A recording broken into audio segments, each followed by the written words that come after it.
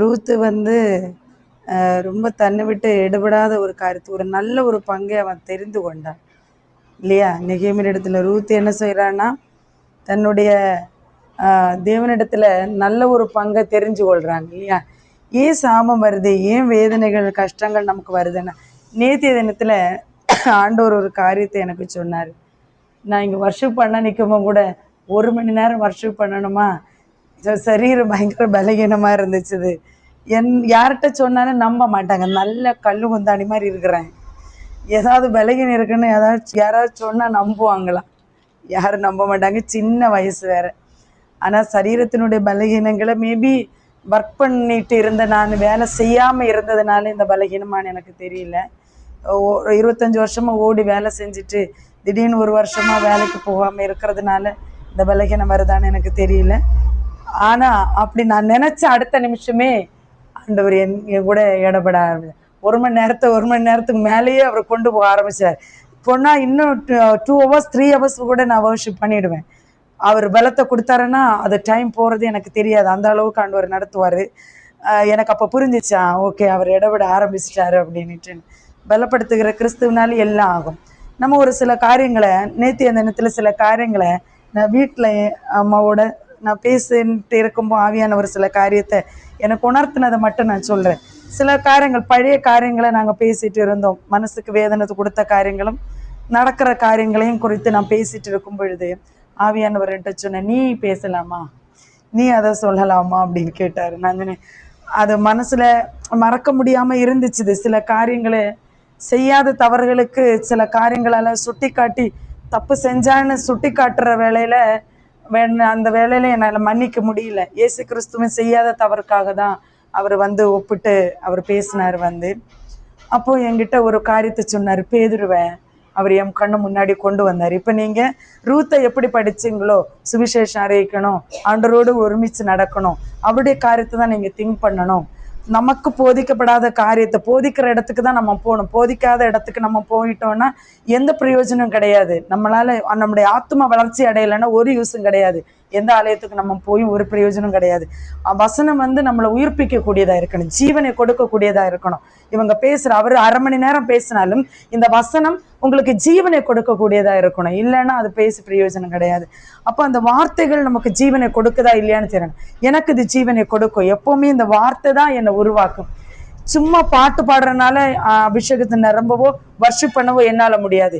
இந்த வார்த்தை என் கூட பேசும்போது எனக்குள்ள இருக்கிற வார்த்தையாகிய கிறிஸ்து உயிரடைவார். அதுதான் அந்த வார்த்தையினால உருவாகிறது. அப்போ என்ன பண்ணாரு, பேதுருகிட்ட சொன்னாரு, நீ என்ன மறுதளிப்பேன்னு சொன்னார். கரெக்டு தான், எல்லாருக்கும் தெரியும்.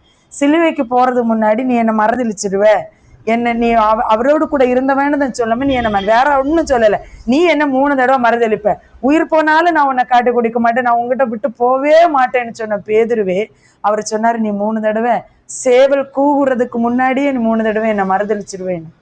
அதுக்கு பின்பாக நிறைய வாட்டி பேதுருவ ஆண்டவர் சந்திக்கிறாரு. அதுக்கப்புறம் நிறைய காரியத்தை பேதுரு கூட பேசுறாரு. சபையே கட்டுறாரு. இந்த கல்லின் மேல் என் சபையை கட்டுவேன்னு சபையே கட்டுனாரு. என் ஆடுகளை மேய்ப்பாயான்னு சொன்னாரு. ஆனா திரும்ப ஒரு நாள் நீ என்னை மறுதளிச்சவன் தானே, எங்கேயாவது நீங்க பார்த்துருக்கீங்களா ஏசப்பா குறிப்பிடுறது? நீ என்ன அப்படி பண்ணவன் தானே, நீ இப்படி மறுதளிச்சவன் தானே, நீ அப்படி செஞ்சவன் தானே, நீ எங்கே அது ரிப்பீட்டடா அந்த வார்த்தையை பேசுறது நீங்க கேட்டிருக்கீங்களா? பைபிள் வாசிச்சிருக்கீங்கல்ல, என் மெசேஜ் கேட்டிருக்கீங்களா? எங்கேயாவது திரும்ப சொல்றத கேட்டிருக்கீங்களா? ஆண்டவர் நேத்துக்கு சொன்னாரு என்கிட்ட, நான் எங்கேயாவது பேசுனதை நீ பாத்தியா? நீ எப்படி அதை நீ பேசலாம்? நான் சும்மா எங்க அம்மாவோட பேசிட்டு இருக்கும்போது நான் சும்மா அம்மா கிட்ட பேசினேன். அது வருத்தங்களை கொடுத்த காரியங்கள், எனக்கு இப்படியெல்லாம் வேதனையை கொடுத்த காரியங்கள் என்ன. ஆனால் நீங்கள் பிள்ளைங்களுக்கு சாபங்கள் வரும்போது இதனால தான் வருது அப்படின்னு நீங்கள் நினைக்கிறீங்க. ஆனால் அதனால கிடையாது என்பதை நீங்கள் எப்போ உணர போகிறீங்க? நம்ம ஏற்றுக்காது நம்முடைய பாவங்களும் நம்ம செய்கிறது தான் நம்ம பிள்ளைகளுக்கும் நமக்குங்க. ஒரு எடுத்துக்காட்டு சொல்கிறேன். ஆண்டி இருக்காங்க, நீங்கள் அக்காவா இவங்க தங்கச்சியா? அவங்க அக்கா இவங்க தங்கச்சி, கரெக்டா? சொந்த அக்கா தங்கச்சி இல்லை, அக்கா அண்ணன் தம்பி கல்யாணம் பண்ணா ஓகே. தங்கச்சி அக்காவை தங்கச்சியுடைய மன பிரம்ம தான். தங்கச்சி அப்படி நினைக்கல. தங்கச்சியுடைய மன பிரம்ம என்னன்னா, இவன் அவங்ககிட்ட பேசியிருப்பாங்களோ, இப்போ உங்களுக்கு எதிரியான ஒருத்தங்களை இவங்க மீட் பண்ணிட்டாங்க, அதை நீங்கள் கண்ணு கூட பார்க்குறீங்க. இல்லைன்னா அவங்க வந்து சொல்கிறாங்க இவங்களை நான் பார்த்தேன்னு, இவங்களை தப்பான விஷயத்த ஒன்றும் சொல்லலை, என்ன இப்படி நீ இருக்கிறியாமே இப்படி, என்ன சாதாரண விஷயத்த தான் பேசியிருப்பாங்க, எந்த தப்பும் அவங்க சொல்லியிருக்க மாட்டாங்க. ஆனால் அதை வந்து நீங்கள் கேட்குமா, அவள் போய் உங்களுடைய மனப்பிரமை, அவள் வந்து என்ன தப்பாக இது பண்ணிட்டா, இவ தான் எல்லா இடத்துலையும் எல்லாம் பேசுகிறா, இவ தான் எல்லா இடத்தையும் தூட்டி திரியிறா. ஆக்சுவலி அவங்க எதையுமே தப்பாக உங்களை பற்றி பேசியிருக்க மாட்டாங்க, எதையும் சொல்லியிருக்க மாட்டாங்க.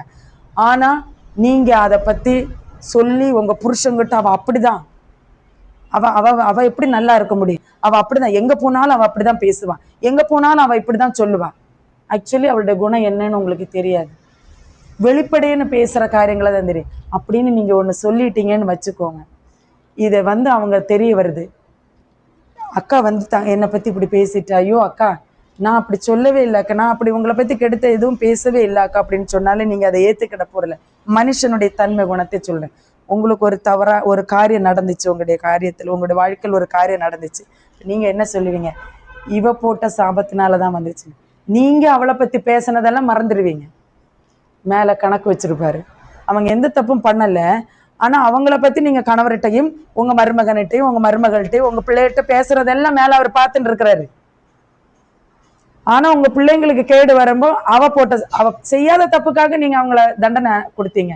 அவங்களுக்கு கோபத்தில் அவங்க டென்ஷன் அந்த கவலையில சொல்லிடுவாங்க, நான் அப்படி பண்ணலை, ஆண்டவர் பார்த்துப்பார், கண்டிப்பாக ஆண்டவர் பார்க்குறாருக்கான்னு சொல்லியிருப்பாங்க. அவ்வளோதான் அவங்க சொல்லியிருப்பாங்க, மேலே இருக்கிறவர் அவர் பார்த்துட்டு இருக்கிறாருன்னு. உண்மையிலேயே அவர் பார்த்துட்டு இருந்தார் நீங்கள் பேசுனது இல்லை அவங்கள பற்றி, இல்லைன்னா அவங்க உங்களை பற்றி பேசுனது மேலே ஆண்டவர் பார்த்துட்டு இருப்பார். அதுக்குள்ள கூலி தான் ஆண்டவர் கொடுத்தாருப்பாரு தவிர அவங்க பேசுனதுனால கொடுத்துருக்க மாட்டாரு. இதெல்லாம் தெளிவா ஆண்டவர் என்னோட பேசின காரியங்கள். இப்படி நிறைய குடும்ப கவுன்சிலிங்குக்காக ஆண்டவர் நிறைய காரியங்களை கர்த்தர் எனக்காக ஆண்டவர் சொல்லி தந்திருப்பாரு. கவுன்சிலிங்ல ஒவ்வொரு விஷயங்களை பேசும்போது தேவனுடைய ராஜ்யம் என்னன்னு முதல்ல நம்ம தெரிஞ்சுக்கணும். அவருடைய ராஜ்யம் என்னன்னா, ரூத் தெரிஞ்சிருந்தா அவருடைய ராஜ்யம் என்னன்னு ரூத்துக்கு தெரியும். நீதி நியாயம், பாவத்துக்கு மறைச்சு நீதிக்கு பிடிச்சிருக்கிற நீதிக்கு அதவர் சொல்ற, நீதிமான் விழுந்தாலும் எழுந்திருப்பான், ஆனா பாவி அப்படி அல்ல. நீதிமான் விழுந்தாலும் அவன் எழும்புவான், அவனுக்கு பரலோகத்தினுடைய திட்டத்தை சொல்லி கொடுத்துருவாரு, இப்படி இருக்குன்னு. ஆனா பாவியா இருக்கிற நாம எழும்பவே முடியாது ஒரு நாள். அப்ப நம்முடைய காரியத்தை நம்ம தெளிவா ஆண்டவர் சொன்னாரு. பேதுரு குறித்து என்னைக்காவது நீ என்னை மறுதளிச்சவன்னு நான் அவன்கிட்ட சொல்லியிருக்கேன், என்னைக்காவது நான் திரும்பி அவன்கிட்ட கேட்டிருக்கிறேன்னா, ஒரு நாளும் பேசினதில்லை. எல்லாரும் முன்னாடி என்னை மறுதளிச்ச நான் அறியேன், அவர் யாருன்னே எனக்கு தெரியாது, சபிக்கவும் தூஷிக்கவும் தொடங்கினான் என்று வேதம் சொல்லுது, நான் சொல்லல, வசனம் சொல்லுது. ஆண்டவரை சபிக்கவும் தூஷிக்கவும் அவன் தொடங்கினான்னு ஒரு நாளும் அவன் மனசுல வச்சுக்கல. இயேசு நம்மளை நேசிக்கிறவராக இருக்கிறார். அவர் நம்மளை ஒரு காரியத்தை கொடுத்துட்டாருன்னா அதை செஞ்சு முடிப்பாரு. நீங்க எங்க போனாலும் என்ன பண்ணாலும் சரிதான். ஆனா பாவத்துக்கு உட்பட்டுட்டீங்கன்னா அந்த தண்டனை அது கூடவே வந்துடும். பாவத்துக்கு உட்பட்டுட்டீங்கன்னா அந்த தண்டனை அது கூட வருகிறதுனாலதான் அப்படி இருக்குது. அப்ப கூட தண்டனை நமக்கு வருதுன்னா அந்த தண்டனையை நம்ம வந்து பெற்றுக்கொள்றதுக்கு நம்ம ரெடியா இருக்கணும். அதனால நாம செய்யறதுக்கு தான் நம்ம பெற்றுக்கொள்றதுன்னா அடுத்தவங்க சொல்ற காரியம் நமக்கு வரவே வராது. ஒரு நாளைக்கும் நமக்கோ நம்ம பிள்ளைகளுக்கு வராது. ஏன்னா நீங்க ஆண்டவரை தேடுறீங்க. நம்ம சொல்லி இருப்போம், அவ செய்யாத தப்புக்கா நம்ம மன பிரம்மதான், நம்முடைய மனசு அடியாள மனசுதான் அவங்கள குறித்தான தவறான எண்ணங்களை கொண்டு வருமே தவிர அவங்க செஞ்சிருக்கவே மாட்டாங்க. இப்படிதான் உலகத்தில் உள்ள மக்கள் வாழ்ந்துட்டு இருக்கிறாங்க. நம்ம மாறி மாறி பிரச்சனைகளை உருவாக்குறதுக்கு அப்படி கிடையாது. திட்டுனாங்களா உடனே பேசிட்டு திட்டிட்டு விட்டுட்டு போயிடுங்க, நீங்க அப்படி சொல்லி இருக்க கூடாது அப்படின்னு. நம்ம செய்யறதுக்கு தான் நமக்கு தண்டனை வருதே தவிர அடுத்தவங்க நம்மளை சபிக்கிறதுனால இது ஆண்டவர் சொல்றாரு வரவே வராதுன்னு வசனம் சொல்லுது. அது உனக்கு பலிக்கவே பலிக்காதுன்னு சொல்லுது. ஒரு காலத்தில் நமக்கு பலிக்காது. ஆனா நீ அவளை கெடுத்து சொல்லி இருந்தா மேல இருந்து கண்டிப்பா தண்டனை உண்டு. அவ செய்யாத தண்டனை மேல அவர் பாக்குறாரு. அவர் சொல்றாரு 70 தலைமுறை வரைக்கும் விசாரிக்கிற தேவன் அவர் சொல்றாரு.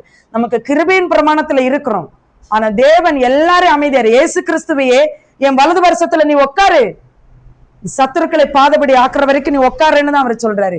அந்த நாளிகை அந்த நீதி நியாயத்தையும் விசாரிக்கிறதும் அந்த நாளிகையும் கூட அவர் அறியல. அவர் வருகிற நாளை நம்ம அறிய மாட்டோம். ஆனா கர்த்தர் தேவன் ஒருவர் மட்டும்தான் அறிகிறார்.